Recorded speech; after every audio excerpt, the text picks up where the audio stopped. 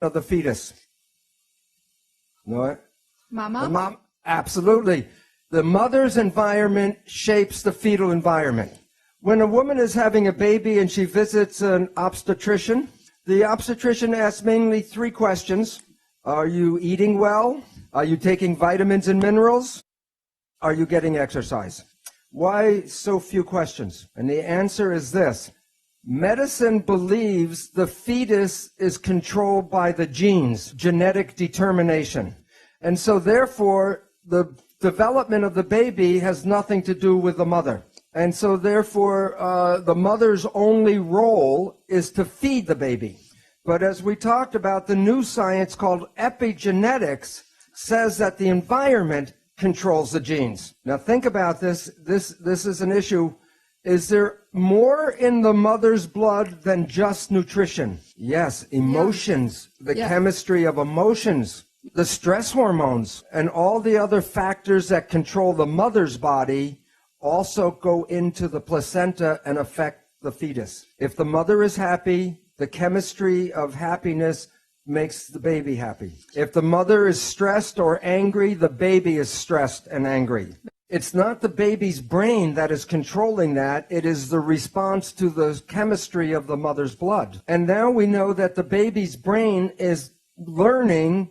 Halfway through pregnancy, the brain starts learning. So the emotional patterns and behavior of the mother are being learned by the baby before it's born. But this does not leave the father out of the picture. Because if the father irritates or upsets the mother, then that is translated to the baby.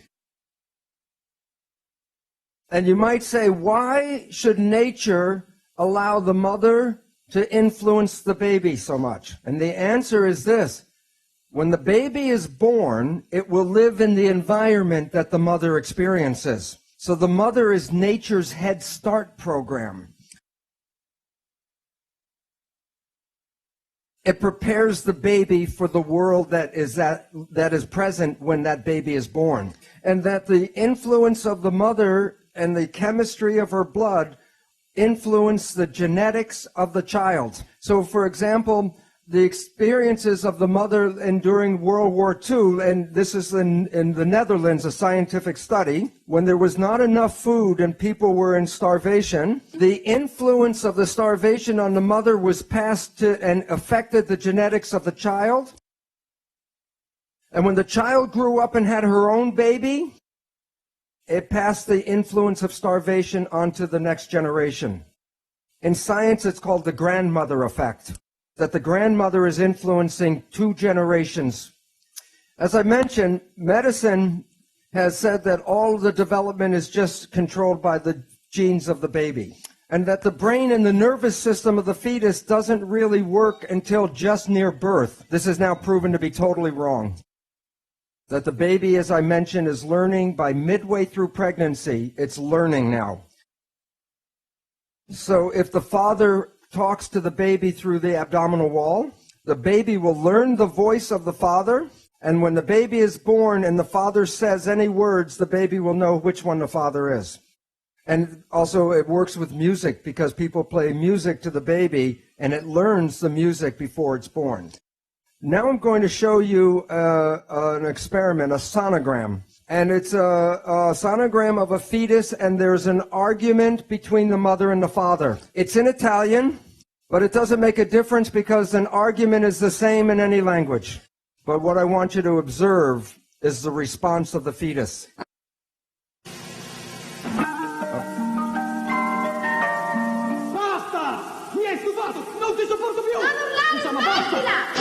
Quando un bambino nasce, ha già un passato. Siete voi. Non dimenticatelo, perché 9 mesi valgono una vita.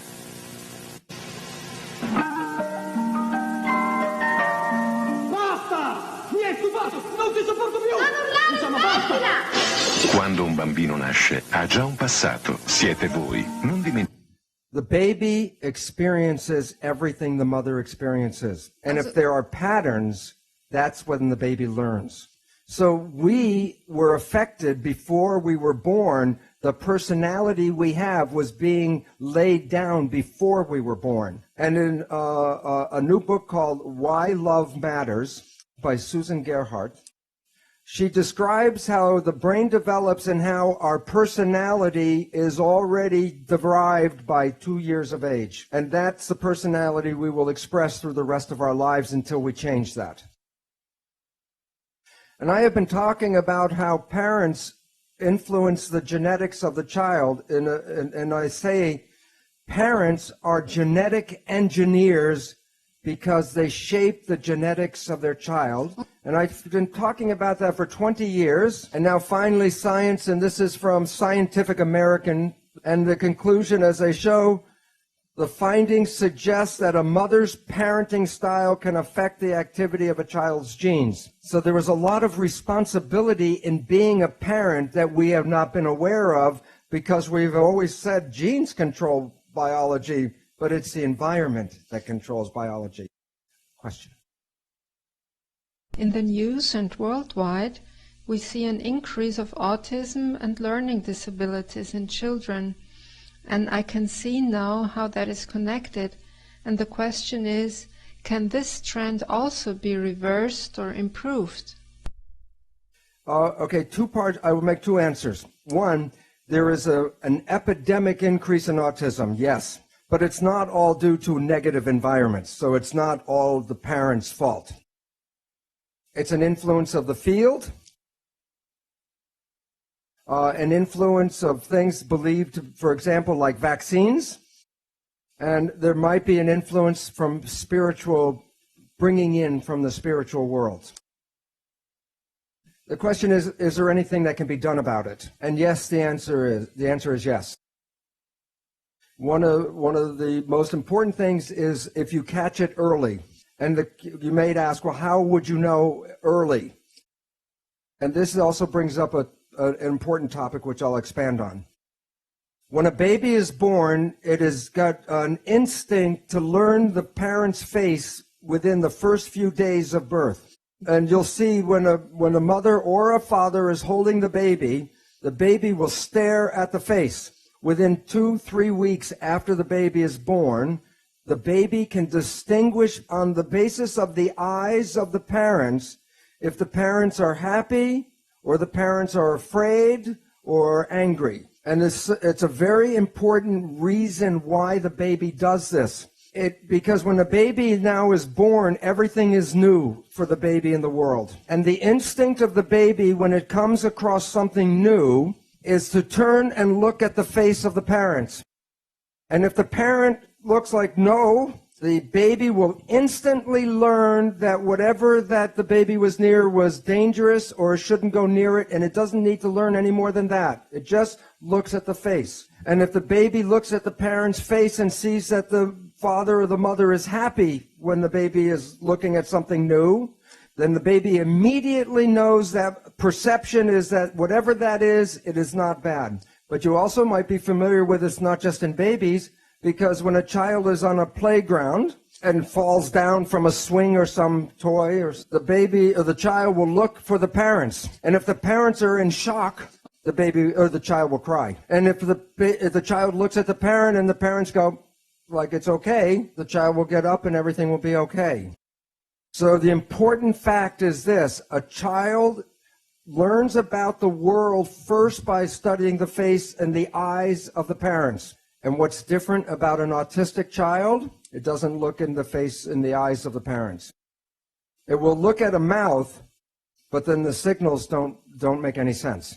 And there is a book called Attachment Bonding by a woman called Katie Granju. And she describes how an adopted, an orphan baby was autistic and would not look at the face of the caretaker.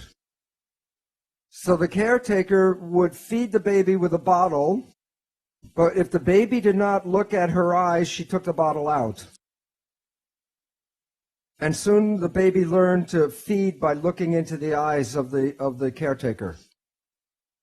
And that baby was no longer, grew up not to be autistic. And this is a parenting problem because most parents do not know that this important communication is going on. So they're not paying attention when the child is looking for information in their face. And this interferes with the instinct of learning. So if parents do not pay attention like this, then frequently the child then starts looking everywhere for some information and then loses its focus and attention.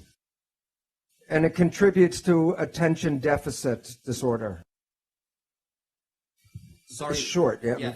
You said that influence the field, vaccines, and maybe spiritual world. So in this context, what is spiritual world for you? To start with, very quickly, I did not believe in the spiritual world. When I understood how the cells worked, I will show you this afternoon precisely what I mean by the spiritual world and how it connects to the cells. And it was interesting because I said, and you asked, one woman asked a question about the scientist influencing the experiment.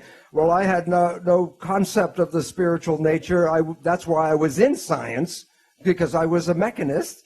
And the results of the experiments revealed the connection of us to the environment as our identity comes from the environment. So I'll talk about it later. This is a recent review from the journal Science. And it talks about where do the patterns of disease come from. And I will blow this up. And then this is what I'll read. Environmental processes influencing the propensity to disease in adulthood operate during the periconceptual, the fetal, and infant phases of life. So issues of cardiovascular disease, cancer, obesity, diabetes are all rooted in the earliest stages of our life, around the time of conception, fetal development, and the infant phases. Okay. Thank you. This is an experiment that was done in Japan where they were teaching the mother, before she had the baby, the mother a computer program. They taught her how to turn on the computer, and then a Japanese script for a color would show up. And on the bottom of the screen was a color bar. And if she would select the right color to match the script, a coin would come out of the computer, and she could take the coin to a vending machine and buy a treat. It took many, many months to teach the mother. Then she had a little baby chimp. And the baby was so small it couldn't really walk yet. And the mother was doing the experiments. And one day she gets the coin and goes to the vending machine and leaves the baby. And the baby pulls itself up to the computer, turns it on, the script comes up, selects the color, and then grabs the coin. And the scientists were shocked. Who taught the baby? The answer is very important. It suggests that infants pick up such skills solely by observation and don't have to be actively coached by their parents. This is exactly what happens to us when we are children. And it is a very important relationship to how the brain works. In brain research, we study the what's called the EEG, which is the vibration activity of the brain. As adults, we have very high and low ranges of activities going on all the time. But in our development, we jump from lower to the higher, to the higher, to the higher vibrations over time. For the first 2 years, from before birth to the first 2 years, we are in the lowest frequency. Okay?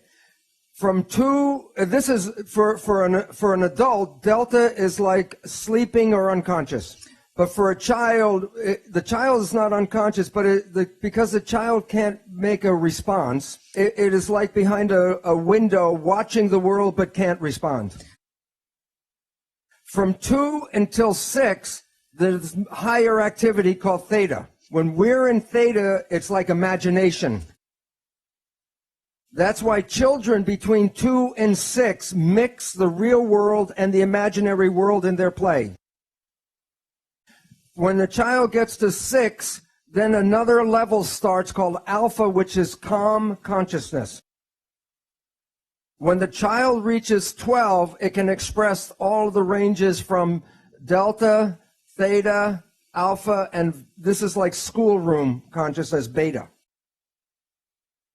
The most important point, consciousness, the way we think consciousness, is not available to the child until after 6. The first 6 years are the programmable state. The reason is this low activity is called the hypnagogic trance. So when if I want to hypnotize you, I have to take you from higher levels into lower levels, and then I can put information into the subconscious, which is in here. This is an important reason for this period. This is a period of enculturation. A child has to learn thousands and thousands of facts about how to fit into the family and to society. And so the nature doesn't give the child consciousness to create new things. It just gives it the brain activity to download facts. People are familiar with the Jesuits would say, give me a child until 6 years of age, and it will belong to the church for the rest of its life. Because whatever goes in the first 6 years is the first structure in the subconscious mind. The child is in a state of super learning. A child between 0 and 6 can learn 3 languages at the same time. But after this period, if you try to teach a child just one language, it's difficult. So this period in our life is where we learn the fundamentals of relationships, connections, family, and community.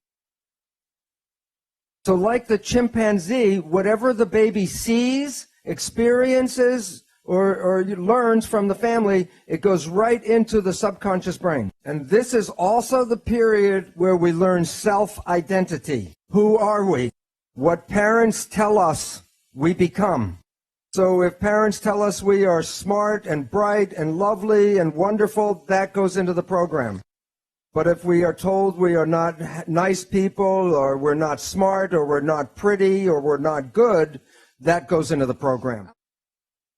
So for example, in a store, when a child is throwing a tantrum because it wants a toy, and then the parents say, you do not deserve the toy, then that is the program, I do not deserve. But once it's in the subconscious, it's recorded like a tape player, and the rest of your life, the subconscious will play, I do not deserve, I do not deserve. So that the programs that we acquired in the first 6 years shape how we live our life. But this is all below consciousness. So you may not know the programs you received because you were not conscious really during this time period. But most all of us have received a program of not good enough, not the best we can be. Okay, now let's talk about the next part. The mind has 2 parts. The subconscious mind is the original brain, and it can process 40 million bits of data from the environment every second. The mind is very powerful and very fast, but it's totally habitual. It's not creative. It can only play back what it learns. In evolution, the front part of the brain, the prefrontal cortex, gives rise to consciousness. It's a small piece of the brain that is consciousness. Self or consciousness is an add-on option, and most people don't exercise the option. But note, it can process only about 40 bits of data per second. The subconscious mind is 1 million times more powerful.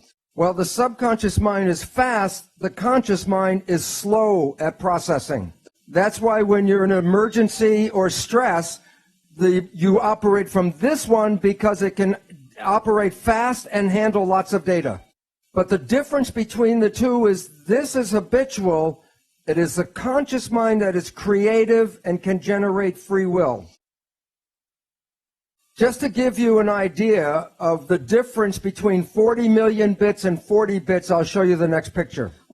Imagine this picture has 40 million pixel dots, which is like one nerve, each nerve going into the subconscious. How much, if you open your eyes, how much of this picture does the conscious mind see? That much. So I put that much, 40 pixels. Well, the conscious mind is only aware of this much. The subconscious mind is handling all of the other information. The conscious mind can control anything in your entire body. They used to say there were parts of our body that were involuntary control. But now we know that's not true. For example, yogis can regulate their heartbeat, their blood pressure, or body temperature with conscious mind. So while the conscious mind can only handle a few things, the subconscious mind can do many, many thousands of tasks at the same time. Now, recently, neuroscientists are talking about how your unconscious really shapes your life, your decisions. What they say, according to cognitive neuroscientists, we are conscious of only about 5% of our cognitive activity.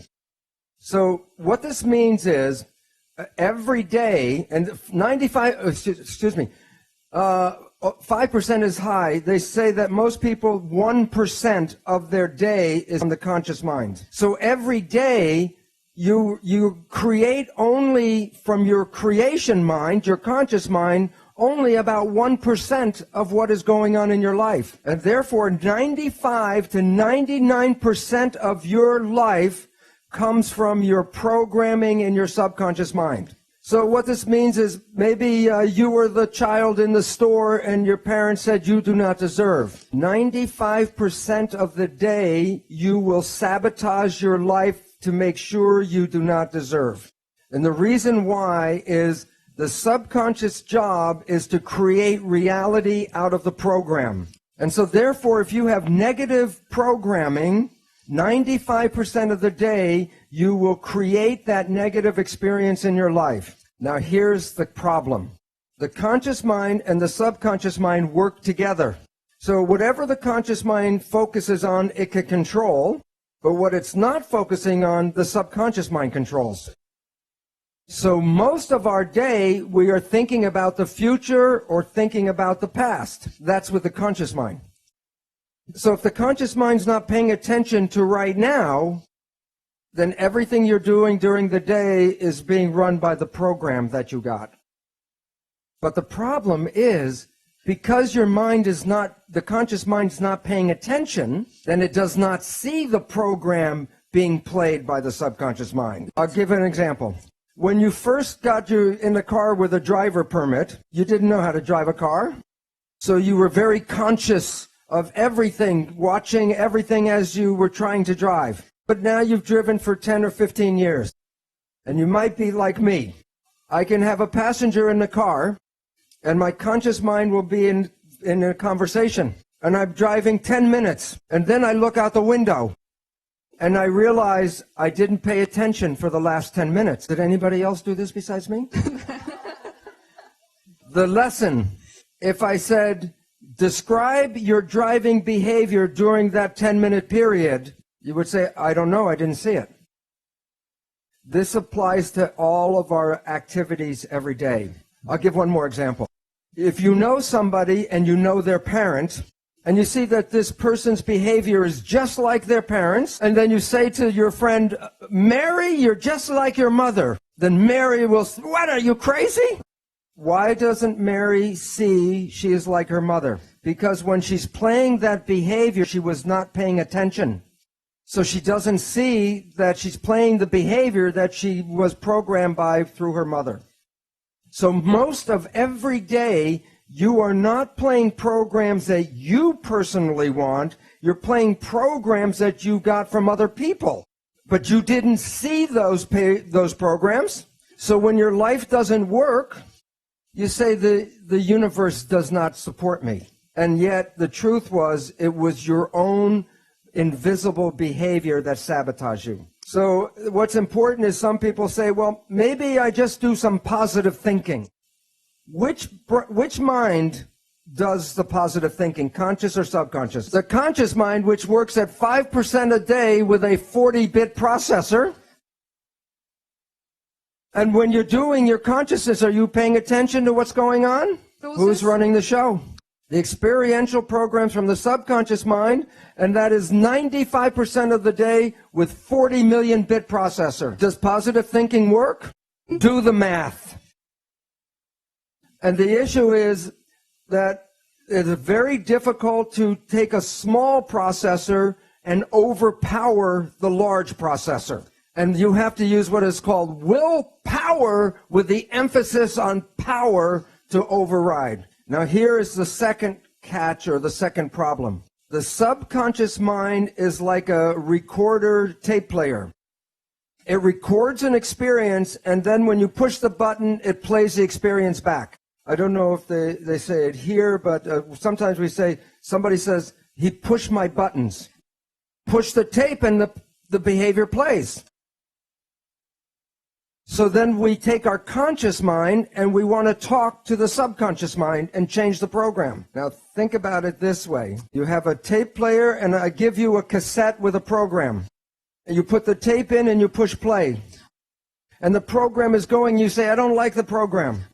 Then you go up to the tape player and you say, change the program. Change the program. How much yelling at the tape player will cause the program to change?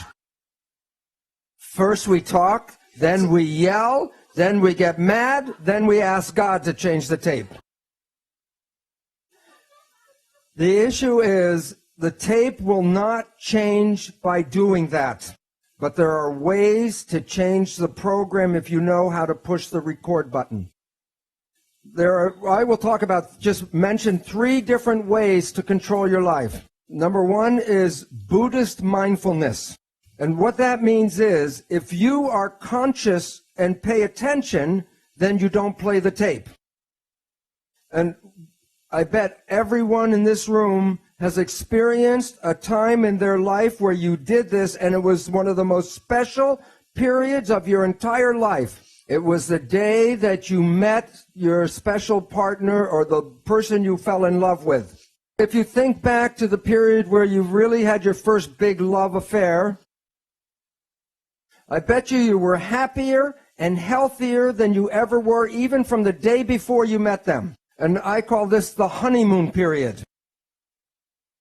Why was your life and your honeymoon so beautiful? I'll give an example.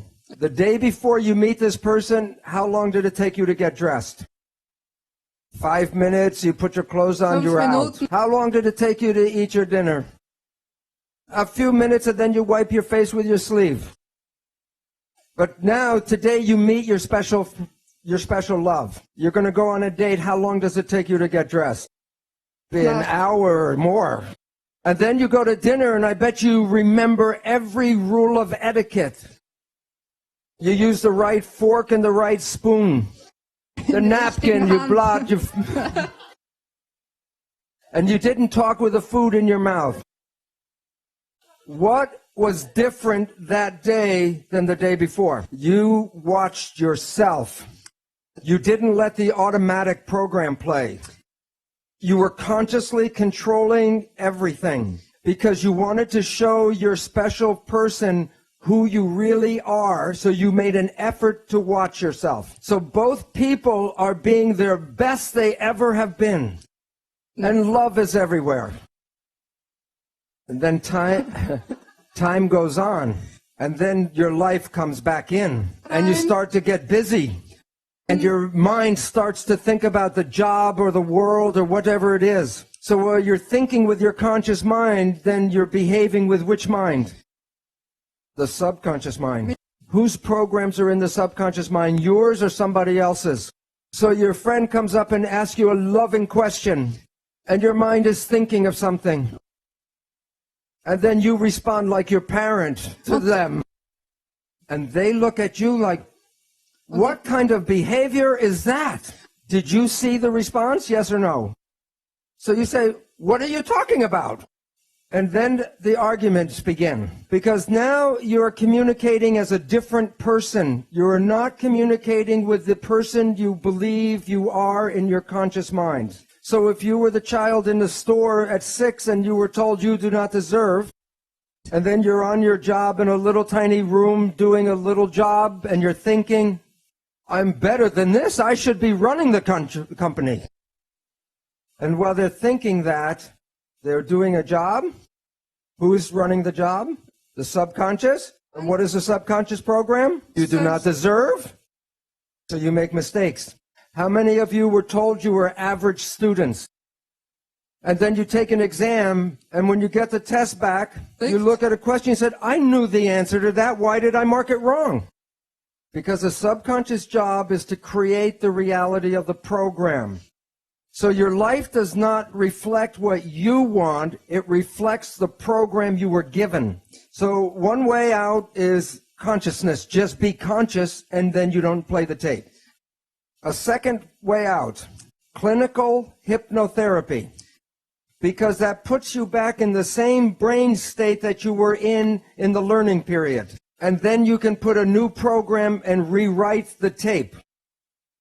Yet there is a better and faster way even.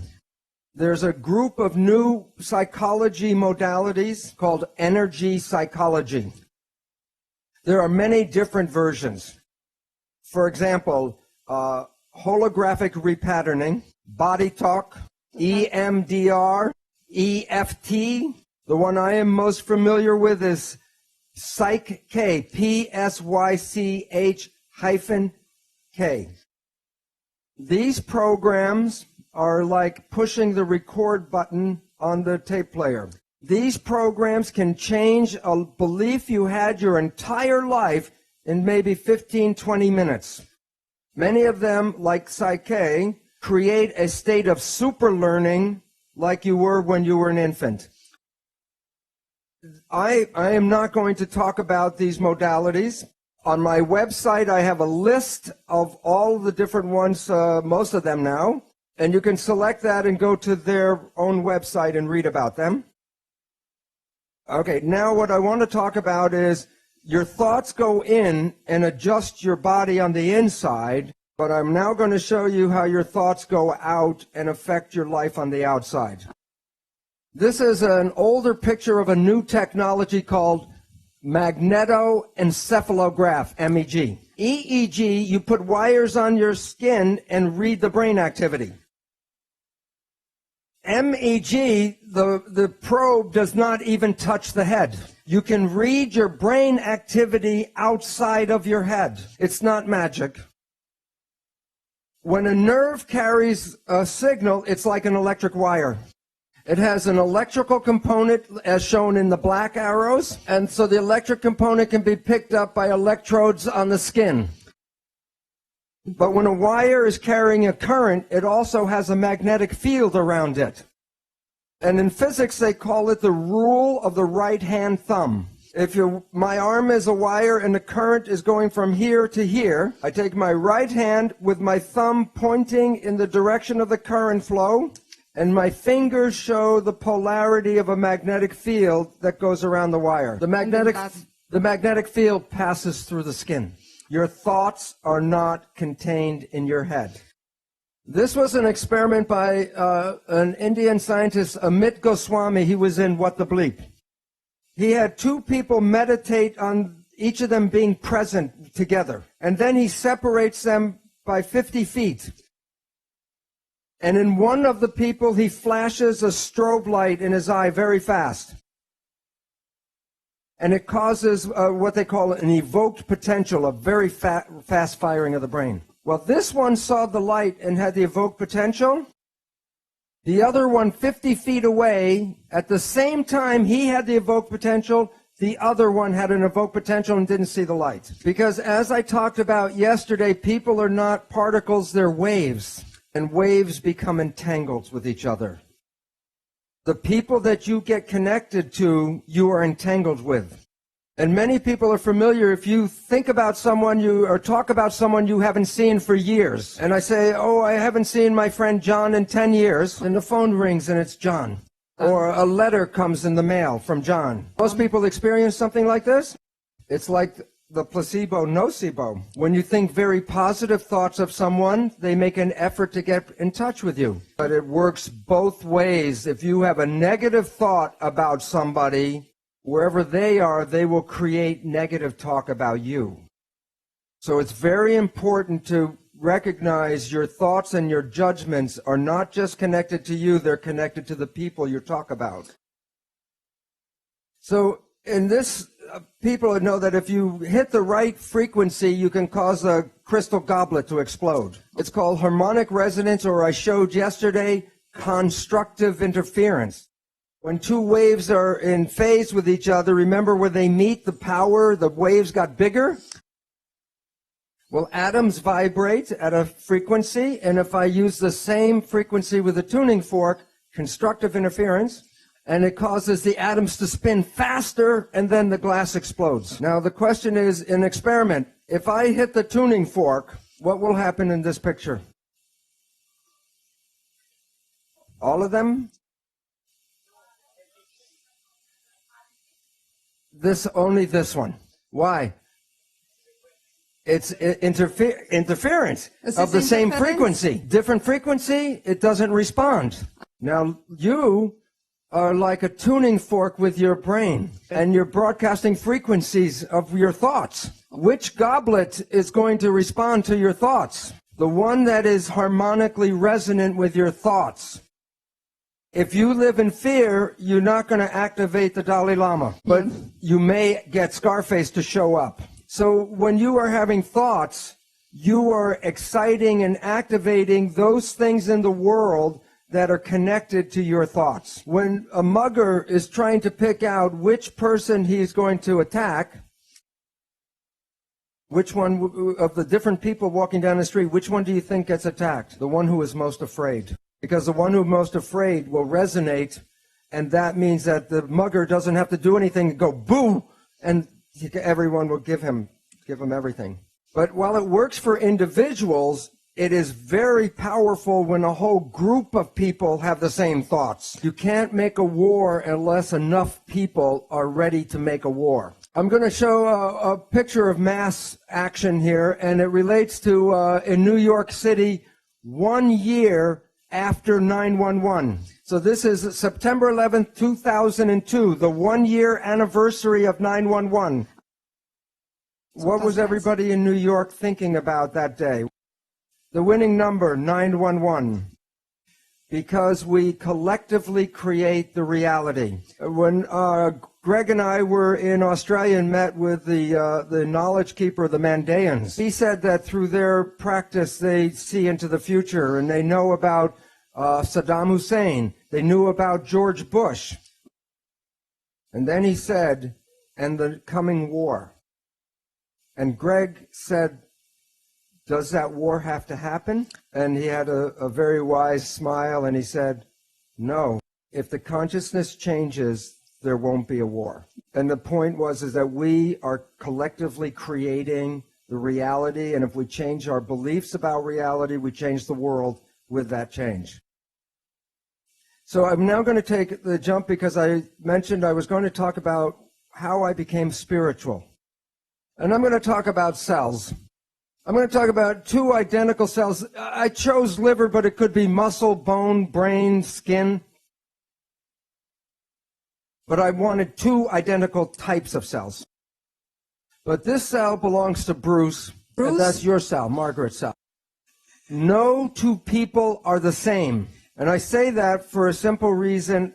If I take my cells and put them into your body, your immune system will say not self and destroy the cells. And if I take your cells and put it into my body, my immune cells will say not self and destroy the foreign cells. So cells have identity. And I say, where is the identity that makes one person different than another person? That's why I chose two identical cells, because here's what I'm going to do. I'm going to remove the color from everything that's the same between the two cells. So where the color is left over is where two cells are different from each other. Magic. Where's the difference between two people? On the surface of the cells are receptors, like I showed on the switches yesterday, and receptors are antennas, and that the antennas on my cell receive a different signal than the antennas on Margaret's cells. But where are the antennas located? On the outside of the cell. So where do you think the signal comes that activates the antennas? From the field. Let me give you the name. The medicine studies a small group of these receptors so they can match tissue when they want to do transplants. And medicine calls them self-receptors. What do receivers, what does this receptor receive? Self, a signal. And the signal is from the outside. Now, if I take off my self-receptors, I have no identity on the cell. I can take this cell and implant it to anybody, and it will not be rejected. It's a liver cell, not anybody's special liver cell. But if I take Margaret's receptors from her cell and put it on my cell, whose cell is this? Margaret's, yes, because if I put this back into my body, I reject it. But if I put my cell with her receptors in her body, it's accepted. I transfer ownership by transferring the antennas. Now, I want you to pretend that the membrane, the membrane of the cell is opaque. No light can get in. If I put the cells in white light, what color will be in here? Nothing. So I put it in white, it's dark. But now I want you to pretend that the self-receptors are like sunglasses. So what color is going to come into my cell? What color? Green. And what color comes into Margaret's cell? Orange. Right. Okay, now the most important question. Where did the color come from? From the outside. And now what is the outside? All that is. And why is it important? Because if my only lets in green and Margaret lets in red, my green came from where? The white light. Where'd the red come from? White light. The spirit is a piece of the whole that comes into you separate from the other person who gets a different piece. Okay, now here's an interesting question. If I kill the cell, did the green frequency disappear from the white light? No. What's the point?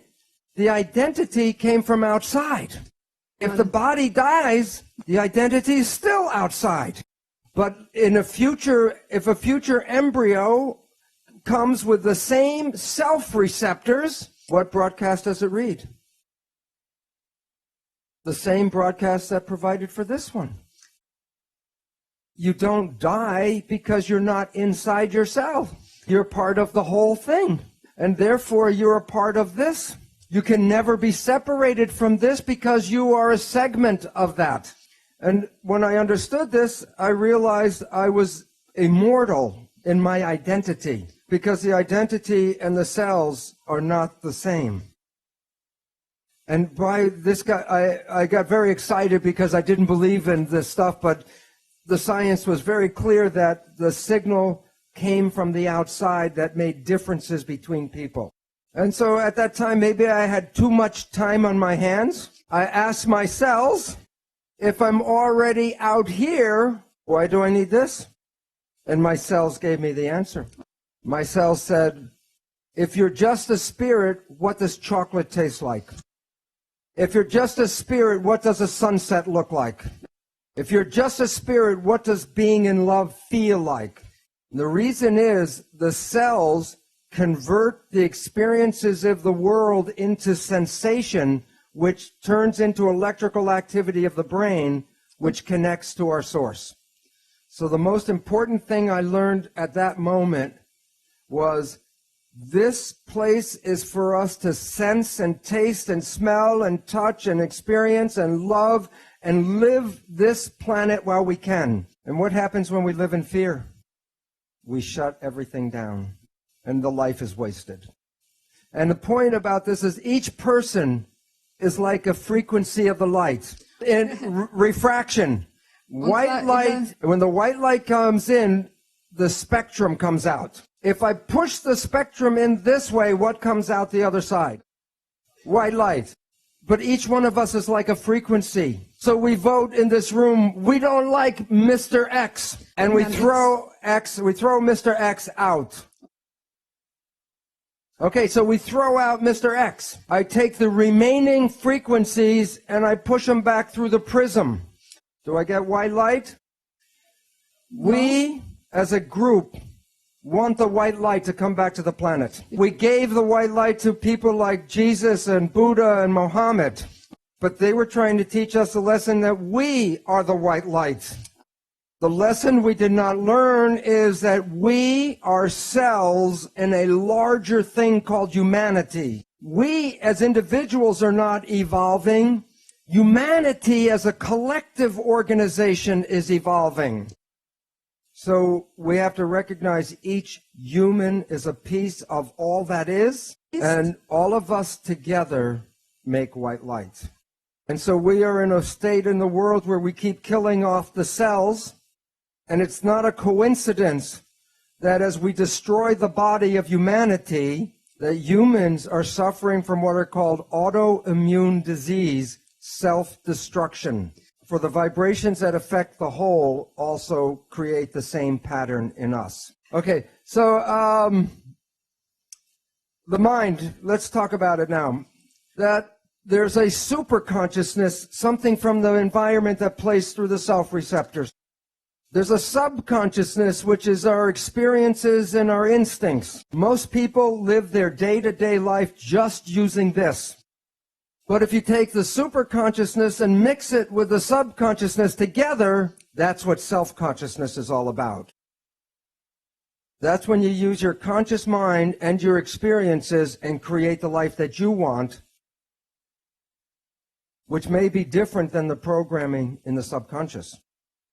And the difference between these is the superconsciousness is intuitive. When you're having thoughts, they're really out in the field. There's where you pick up your information from. The subconscious is the autopilot. It will drive the car if you're not paying attention. And as we found out, 95% or more of the day we operate with this. But when you take that one and this one together, then you're driving your own vehicle. So in conclusion, I say, well, what creates the life that we have? And the answer is spirit, the element from the field, and then the influence of the spirit in the self is the mental process. So the reality that we're experiencing right now is a combination of spiritual and mental activity. The article is called The Mental Universe, and it's from a professor of physics at a major university called Johns Hopkins University. Instead of reading the whole article, I'll show you the exact 2 sentences at the very end of the paper. The universe is immaterial, it's mental and spiritual. Live and enjoy. And this ties together all the work that Greg has been talking about in the field, the mentation, the spiritual element. It ties it to the physical body and your own consciousness. And therefore, we have a good message from science. We can create the world that we want, and what we have to do is become conscious. And then heaven will be on this planet.